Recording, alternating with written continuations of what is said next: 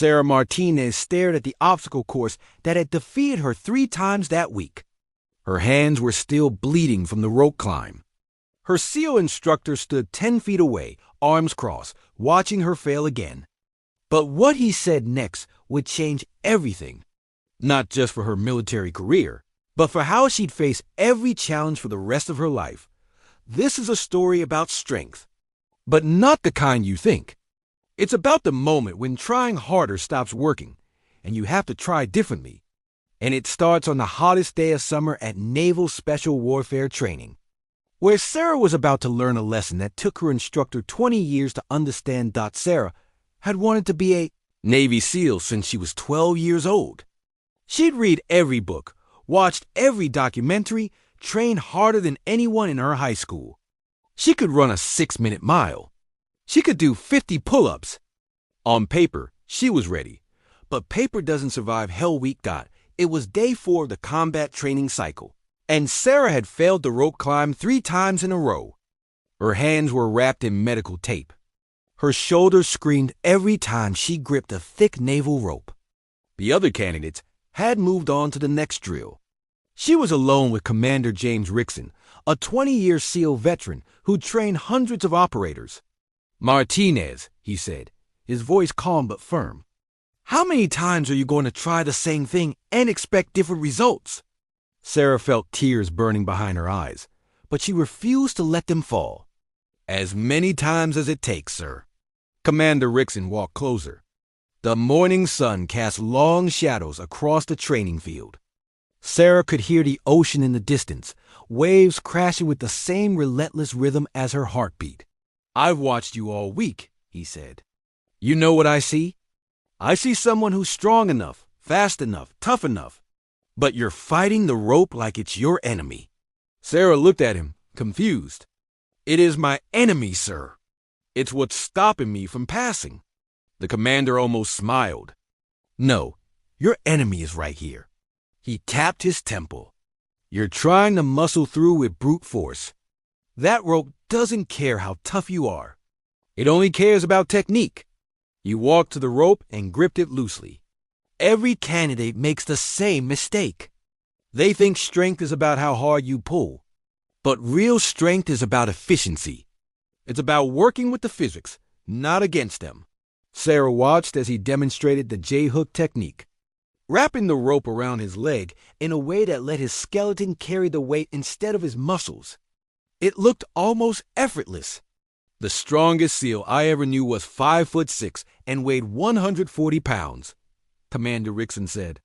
"You know why he was the best? Because he never wasted energy trying to be something he wasn't. He used what he had, perfectly." He stepped back and gestured to the rope. "One more time. But this time, I want you to stop trying to conquer it. Work with it." Sarah approached the rope again. Her hands were shaking. This was her 4th attempt, and if she failed, she'd be dropped from the program. Everything she worked for would be gone. She took a breath and gripped the rope, but this time she didn't yank on it. She wrapped it around her leg the way Commander Rickson had shown her. Step, wrap, push. Step, wrap, push. Her muscles were still burning, but the weight was distributed differently. She wasn't fighting gravity anymore. She was using it. 15 feet up. 20 feet. Her hands were screaming, but her mind was quiet. 30 feet. The top of the rope was right there, when she rang the bell at the top. The sound echoed across the training field. Below her, Commander Rickson was nodding. She descended carefully and stood in front of him, breathless but standing tall. "Better," he said. Then he added something she'd never forget. "You just learned the most important lesson in special operations. It's not about being the strongest person in the room. It's about being the smartest about your strength." 3 years later, Sarah would find herself on a mountainside in Afghanistan, leading a team through terrain that was supposed to be impossible to navigate. The mission planners had said they needed more personnel, heavier equipment, a different route, but Sarah remembered that rope.